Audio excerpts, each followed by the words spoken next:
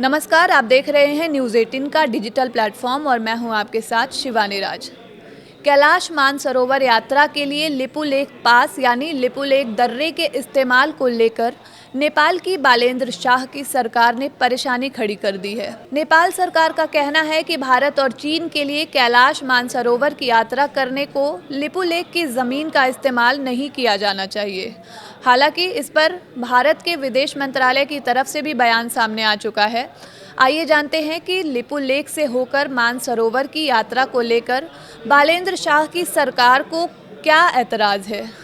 दरअसल भारत के विदेश मंत्रालय ने 30 अप्रैल को कैलाश मानसरोवर यात्रा को फिर से शुरू करने की घोषणा की, जो जून और अगस्त के बीच होनी है। इसमें 50-50 तीर्थयात्रियों के 10 बैच उत्तराखंड के लिपुलेख दर्रे से तिब्बत जाएंगे।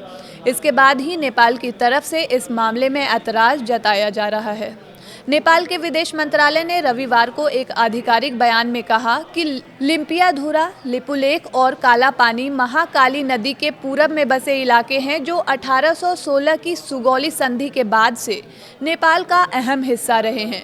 वहीं नेपाल के दावे को लेकर भारत के विदेश मंत्रालय के प्रवक्ता रणधीर जायसवाल ने प्रेस ब्रीफिंग में कहा, इस बारे में भारत का रुख एक जैसा और साफ रहा है।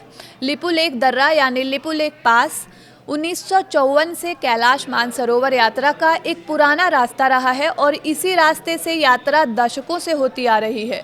ये कोई नई बात नहीं है। जहां तक इलाके के दावों की बात है, तो भारत ने हमेशा कहा है कि ऐसे दावे न तो सही है और न ही ऐतिहासिक तथ्यों और सबूतों पर आधारित है। इलाके के दावों को इस तरह एक तरफा बनावटी तरीके से बढ़ाना सही नहीं है।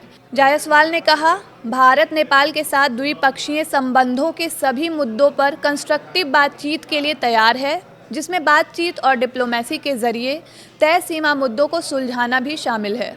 लिपुलेख पास हिमालय में स्थित एक ऊंचा दर्रा है। ये भारत के उत्तराखंड, नेपाल और चीन का त्रिकोणीय जंक्शन है। 1962 के बाद से इस क्षेत्र पर भारतीय सुरक्षा बलों का नियंत्रण है। हालांकि नेपाल इस पर अपना दावा करता है। भारत के पास इसके ऐतिहासिक सबूत भी रहे हैं। 1954 से भारत के श्रद्धालु लिपुलेख पास के रास्ते ही कैलाश मानसरोवर की यात्रा करते हैं। 2015 में भारत और चीन ने लिपुलेख को व्यापार और यात्रा के लिए खोलने पर सहमति जताई थी।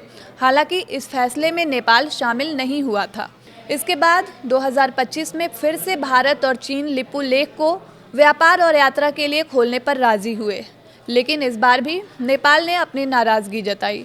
नेपाल के पूर्व पीएम केपी शर्मा ओली ने इस मुद्दे को चीन के राष्ट्रपति शी जिनपिंग के सामने उठाया, लेकिन इसका कोई हल नहीं निकला।